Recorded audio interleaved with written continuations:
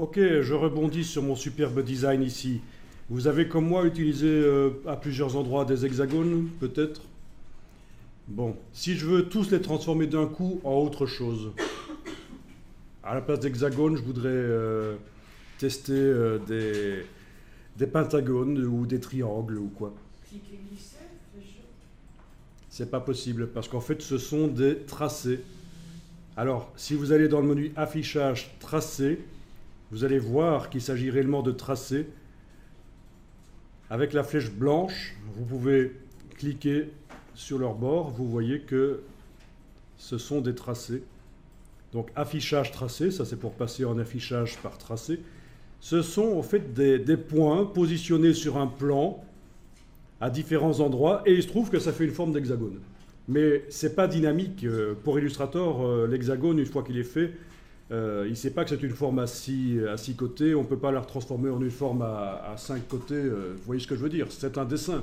C'est comme si j'avais pris la plume et que, de manière magistrale, j'avais créé un hexagone.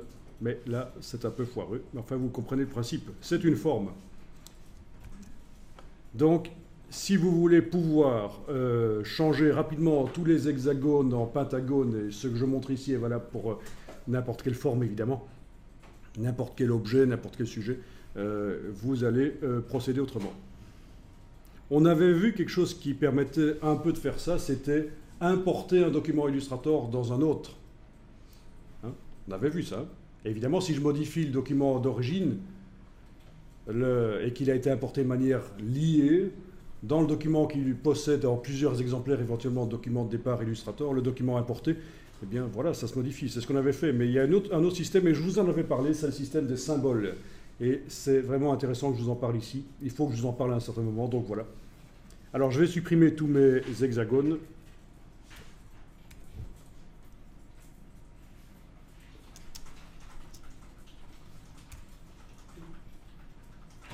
Voilà, voilà.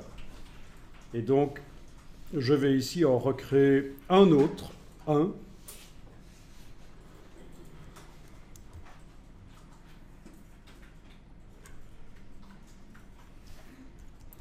Alors en réalité, derrière cette forme à 6 côtés, on peut faire des formes à autant de côtés qu'on veut, y compris des triangles en fait. Hein.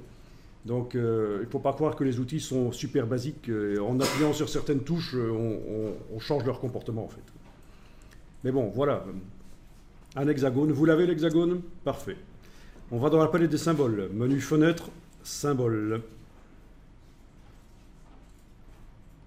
Menu fenêtre, symbole.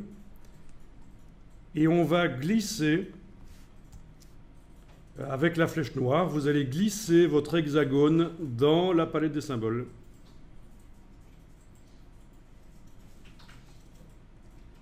Ok, on peut le renommer si on veut. Alors, type d'exportation, séquence vidéo, ça n'a pas d'importance ici.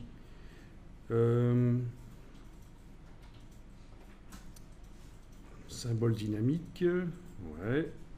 Ah oui, les repères 9 tranches, ça ce sera intéressant que je vous montre aussi. Mais ça, voilà, prenez les... On n'a pas. Moi, j'ai pas cette option, ça, type de symbole. Ah, moi non plus. Type de symbole, vous n'avez pas? Non. Ok. Ben, je vais vous dire que je découvre aussi. Je viens de mettre à jour l'Illustrator il y a 2-3 jours et il est possible que ce soit un truc nouveau. Alors, vous voyez, type d'exportation, ils vous disent bien ici. Hein, séquences vidéo et graphiques sont des balises pour l'importation Flash. Il n'existe aucune différence entre ces deux symboles dans Illustrator. Donc c'est ça que je vous dis. Graphique ou séquence vidéo, ça n'a pas d'importance tant que vous êtes dans Illustrator, que vous ne faites pas de l'importation Flash. Ok. Et voilà, le symbole est là. Et l'hexagone est transformé en symbole. Celui qui a été ajouté en tant que symbole de la palette de symboles est transformé lui-même en symbole. Donc si j'essaye avec la flèche blanche maintenant d'avoir accès à ces points, je les vois mais j'arrive pas à les bouger. Ben non, c'est un symbole.